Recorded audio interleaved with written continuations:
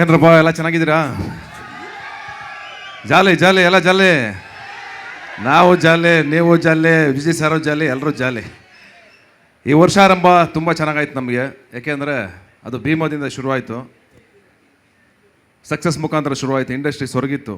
ಆ ಟೈಮಲ್ಲಿ 2 ಸಿನಿಮಾಗಳು ಮತ್ತೆ ವಾಪಸ್ ಕಮ್ಬ್ಯಾಕ್ ಮಾಡ್ತು ಕನ್ನಡ ಇಂಡಸ್ಟ್ರಿನ. ಮೊದಲನೇದು ಭೀಮ, ಎರಡನೇದು ಕೃಷ್ಣಂ ಪ್ರಣಯ ಸಖಿ, ಅದಾದಮೇಲೆ ಬಗೀರ, ಈಗ ಭೈರತಿ ರಣಗಲ್.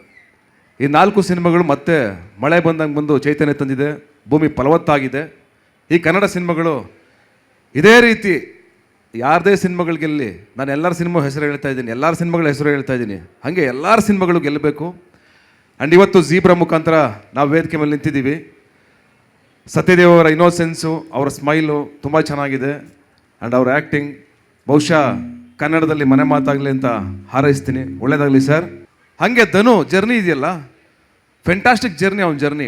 ನಾನು ಒಂದನ್ನು ಕಾನ್ಸಂಟ್ರೇಟ್ ಮಾಡ್ತೀನಿ, ಒಂದು ಸಿನಿಮಾ ಕಾನ್ಸಂಟ್ರೇಟ್ ಮಾಡಬೇಕಾದ್ರೆ ಇನ್ನೊಂದನ್ನು ಕಾನ್ಸಂಟ್ರೇಟ್ ಮಾಡಲ್ಲ. ಬಟ್ ಧನು ಹಂಗಲ್ಲ, ಅವನು ಒಂದು ಸಿನಿಮಾ ಮಾಡ್ತಾರೆ 16 ಕಡೆ ಕೈ ಹಾಕಿರ್ತಾನೆ. ಎಲ್ಲೋ ತೆಲುಗುನಲ್ಲಿ ಮಾಡ್ತಾ ಇರ್ತಾನೆ, ತಮಿಳಲ್ಲಿ ಮಾಡ್ತಾ ಇರ್ತಾನೆ, ಇನ್ನೊಂದು ಕಡೆ ಮಾಡ್ತಾ ಇರ್ತಾನೆ. ಅಂದರೆ ಅಷ್ಟು ಎನರ್ಜಿ ಇದೆ ಅವನಿಗೆ. ನನ್ನ ಕಂಪ್ಯಾರಿಸನ್ ಯಾವಾಗಲೂ ಹೆಂಗೆ ಅನಿಸ್ತದೆ ಅಂದರೆ, ಅವ್ನು ನೋಡಿದ ಅವ್ನ ಸ್ಪೀಡು, ಅವ್ನ ಸ್ಟೈಲು, ಅವ್ನು ಹೋಗೋ ವೇಗ ನೋಡಿದ್ರೆ ಆ್ಯಕ್ಚುಲಿ ಯಾವಾಗಲೂ ಅನಿಸ್ತದೆ ಅಂದರೆ ಶಂಕರ್ ನಾಗ್ ಅವ್ರು ನೋಡಿದಂಗೆ ಅನಿಸ್ತಾ ಇರ್ತಾನೆ ನನಗೆ.